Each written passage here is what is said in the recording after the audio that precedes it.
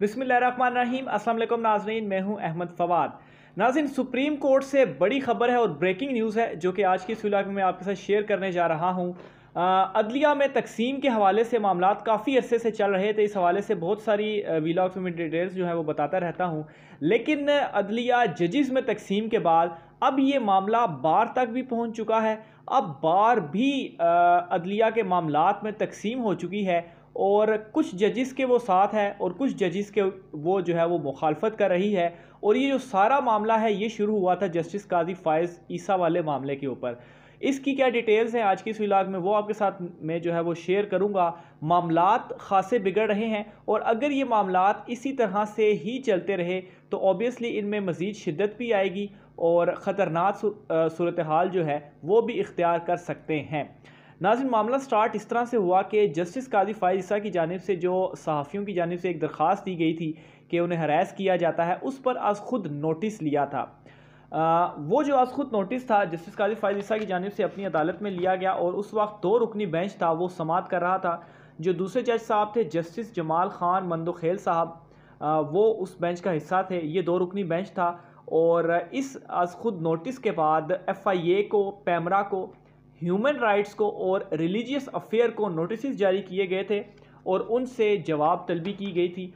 और इस नोटिस के ऊपर समाअत 26 अगस्त को होना थी। लेकिन नाज़रीन, जब ये नोटिस लिया गया तो उसके बाद एक और बेंच जो है वो कायम मकाम चीफ जस्टिस उमर अता बंदयाल साहब की जानिब से बनाया गया। इस वक्त जो कायम मकाम चीफ जस्टिस हैं वो जस्टिस उमर अता बंदयाल साहब हैं, क्योंकि जस्टिस गुलजार अहमद साहब जो कि चीफ जस्टिस हैं वो इस वक्त मौजूद नहीं है, तो उनकी गैर मौजूदगी में जस्टिस उमर अता बंदयाल साहब की जानिब से हल्फ हटाया गया और बतौर एक्टिंग चीफ जस्टिस वो अभी काम कर रहे हैं। तो बहरहाल इसके बाद इस नोटिस के ऊपर एक बेंच बना दिया गया जस्टिस उमर अता बंदयाल साहब की जानिब से, और वो बेंच जो है अब क्या करेगा, 184(3) की जुरिस्डिक्शन को डिसाइड करेगा, उसके दायरा कार को डिसाइड करेगा कि आया 184(3) बेसिकली चीफ जस्टिस का जो सो मोटो नोटिस लेने वाला इख्तियार है उसको ये बताता है। तो क्या 184(3) के तहत सिर्फ चीफ जस्टिस साहब ही सो मोटो नोटिस ले सकते हैं या कोई दूसरा जज या बेंच भी नोटिस ले सकता है? तो इस नोटिस के बाद जस्टिस काजी फ़ाइज़ ईसा के एक बेंच बना दिया गया और वो बेंच है 5 रुकनी बेंच। और वो बेंच अब ये डिसाइड करेगा कि जस्टिस काजी फ़ाइज़ ईसा की जानिब से जो नोटिस लिया गया वो सही था या सही नहीं था, वो आईनी था, कानूनी था, गैर कानूनी था, आया 184(3) की जो दायरा कार में वो आता है या नहीं आता।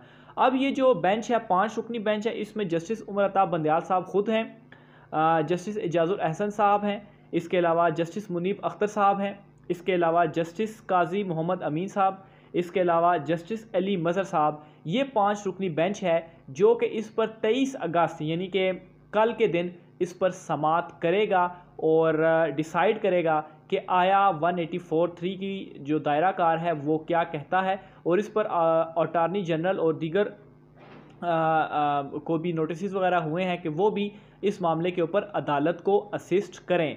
अब नाज़रीन, दूसरी तरफ मैं आता हूँ बार का मामला। बार का मामला इस तरह से हुआ है कि जब से ये जस्टिस काजी फ़ाइज़ ईसा वाला मामला, ख़ास तौर पर वो जो मनी ट्रेल वाला उनका मामला था उनकी जानिब से नहीं दी गई और फिर उसके बाद वो मामला ख़त्म हो गया, इन मामलात के दौरान ये जो तनाज़ा था वो खड़ा हुआ और ये तकसीम वाला सारा मामला आया।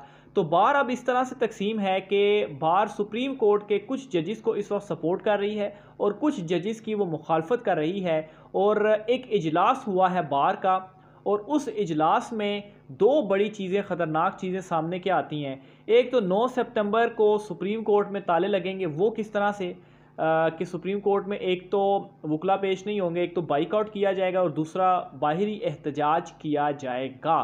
ऑब्वियसली जो मौजूदा सिचुएशन इस वक्त चल रही है, क्योंकि वो ये समझते हैं कि चीफ जस्टिस साहब या कुछ जजेस की जानिब से मामलात को सही तरीके से नहीं चलाया जा रहा और इस वजह से वो एहतजाज करेंगे। एक तो ये बात, और दूसरी बात जो है वहाँ वो ये है कि कुछ पेटिशन्स तैयार की जा रही हैं और वो पेटिशन्स हैं कुछ जजेस के ख़िलाफ़ और उनकी जो अपॉइंटमेंट है उनके ख़िलाफ़, और वो दायर की जाएंगी। ऑब्वियसली ये बहुत ख़तरनाक बात है कि आप जजेस के ख़िलाफ़ इस तरह से पेटिशन दायर करेंगे। ऑब्वियसली ये बार के और जुडिशरी के दरमियान जो तनाज़ा है वो उसको बढ़ाएगा, उसको हवा देगा और उसकी शिद्दत में जो है वो इजाफ़ा करेगा। बहरहाल इस हवाले से आगे की क्या डिटेल्स आती हैं मज़ीद भी मैं आपको अपडेट जो है वो करता रहूँगा।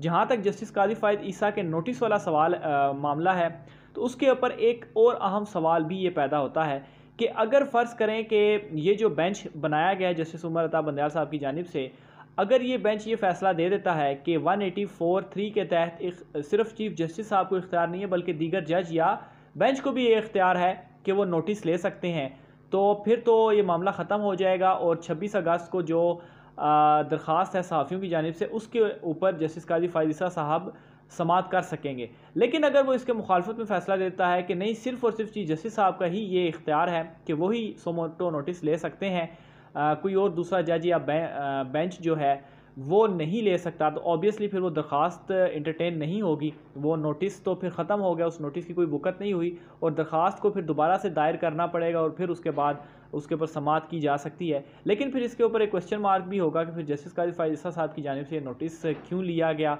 और खैर अभी तक तो ये चीज़ डिसाइड ही नहीं है, तो अगर डिसाइड नहीं है तो फिर उसके बावजूद भी ये नोटिस लिया गया। खैर जस्टिस काजी फ़ाइद ईसा इससे पहले भी नोटिस ले चुके हैं। बहरहाल इस हवाले से मज़ीद क्या पेशरफ्त होती हैं तमाम आप नाज़रीन की खिदमत में पेश करते रहेंगे। आज की व्लॉग से नाज़रीन इतना ही, मुझे इजाज़त दीजिए। अल्लाह हाफ़िज़।